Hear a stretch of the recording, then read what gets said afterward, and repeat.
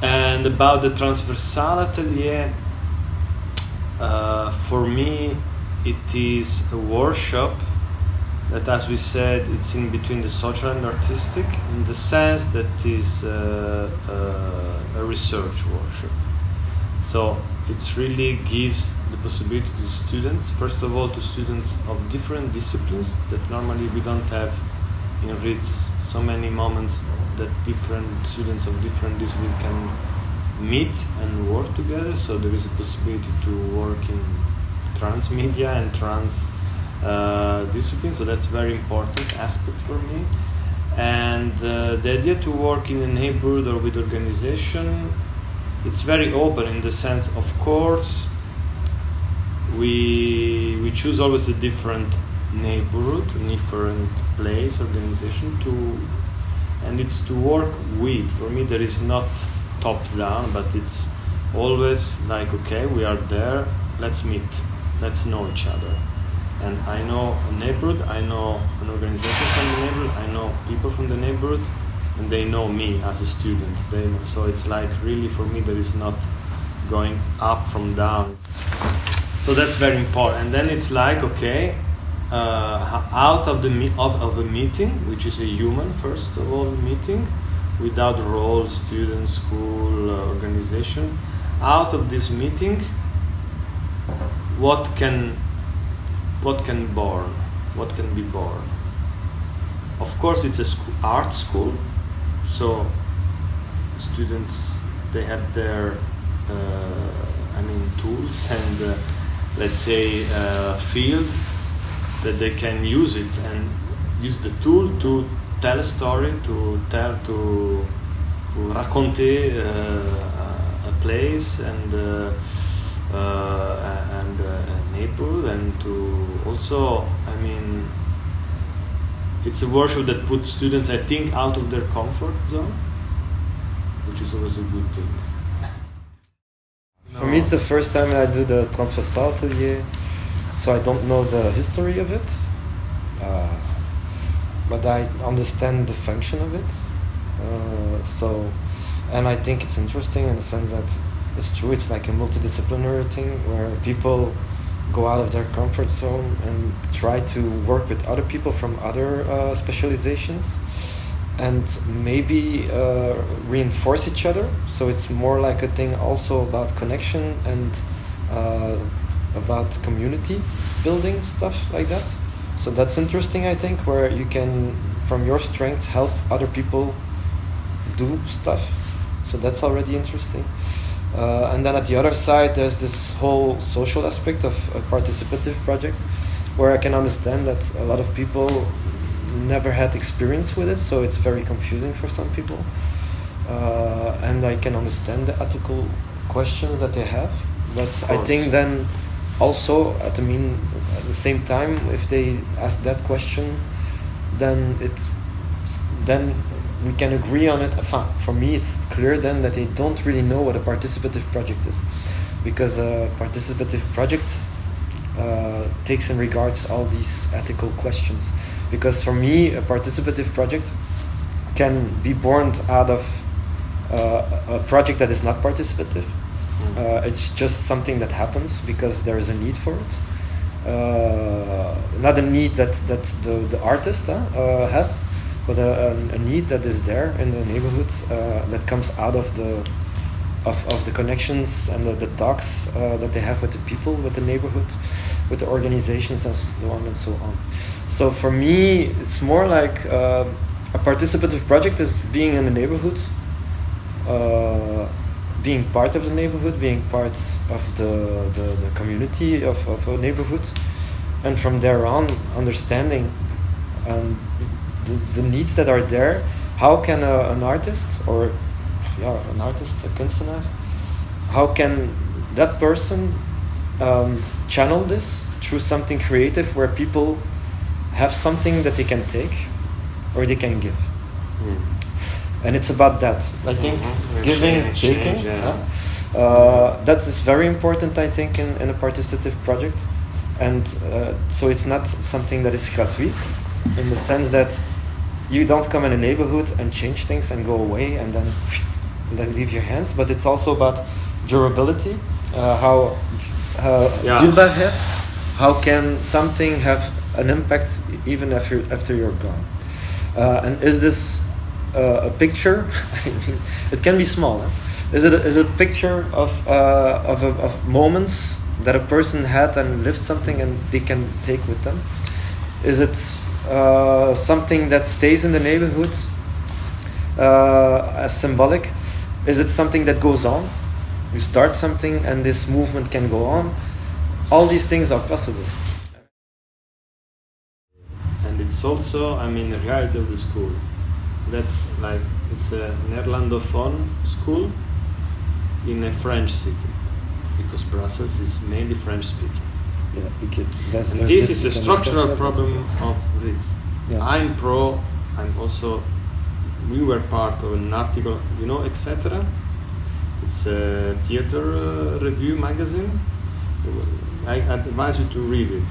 This number 169, not because we are there, but there is an article from Wouter Hillertz who talks about shall the school, theater, art school in Brussels, Flemish school, become more Brussels schools.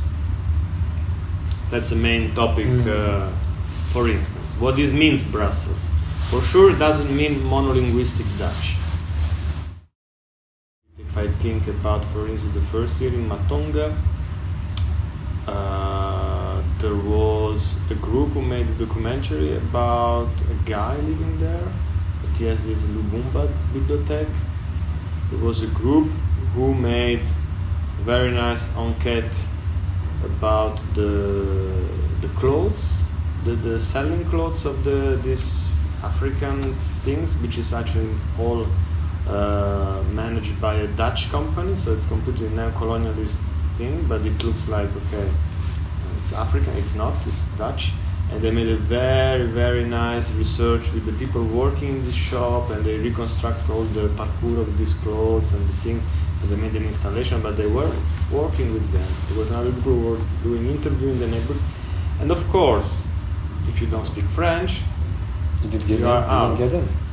But I think that the reality of a city of a city like Brussels, or even another city, or even a village, if it's a village, that you have to go into the place.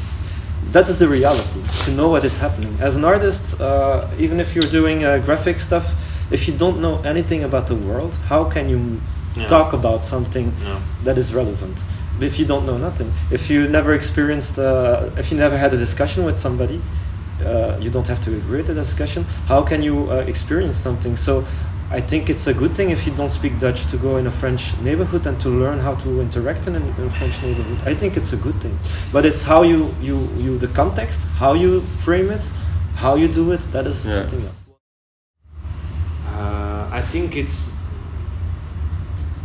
I think it's good, this workshop, because it put out the contradiction of what is a Flemish school in Brussels also. I think there is a big problem in the sense that it's a school problem. 3 weeks it's nothing for all that. Yes.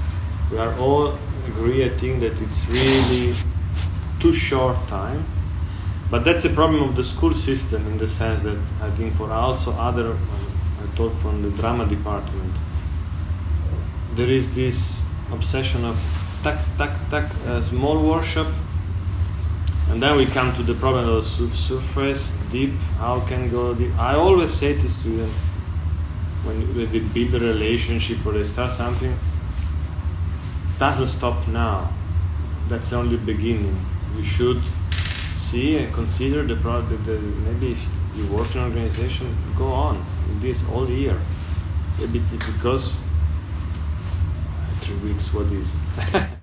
I think, for instance, for me, the language also of the presentation.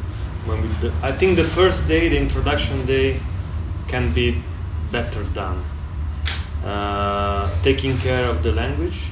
I was not happy when there was Iwan, this guy from Palestine, drama director, second year. He asked, "You don't speak in Dutch all the time," and it was not they were not taking seriously his consideration, but can be better done in terms of content, to explain what is about that, all that, in terms of communication and all this stuff. So that's for sure, the introduction is very important. 3 weeks to do a workshop like that, I can understand that it's very confusing. It's not a lot of time, and people, I think a lot of students think in a way of a school, in the sense that yes, you're gonna have grades for that, and then you have to do something and it has to be good, so they are really like looking at a result or something, or they feel like really annoyed because they don't know, because everything has to be clear for them. That I can understand also. For me, alternatively, what I think is you can only know what a participative project is if you experience it. In this sense, I think maybe it's difficult because they don't know what a participative project is, and maybe even after that, some people will not know either. They will think that they know, but they will hate it for other reasons, that because then they didn't have really an engagement in it, I think, because it's you have to be open for that. But what I think is, again, you have to be. If I would do something like that, I would let them participate in a participative project, and on a longer period of time. Maybe it's like 6 months that they work in a project, and then you can really immerse yourself. And maybe be confused and stuff like that, but finding your place in it and understanding how a mechanism works. Because some participative projects are really, really big. That are participative projects made by artists, because that's also the main point, I think, for some people, that they know how to transform something into something creative. Because otherwise it's just social work. And social work is good, but as artists, if you only do social work, then you don't learn anything. So I think that's the thing. Some people think it's social work. Some people don't know what they think. We have to do something, but then we cannot do something in a fixed form, and we don't know what you have to do. But that's normal that you don't know what you have to do in the beginning. So these things, then you have time to explain, to know, to feel, to let it sink in, and to maybe do. Maybe 6 months will not be enough, I don't know, for some people. But I think, before you start a participative project, if you really don't know what it is, then participate in a participative project for a couple of months. And after that, maybe you can start a project.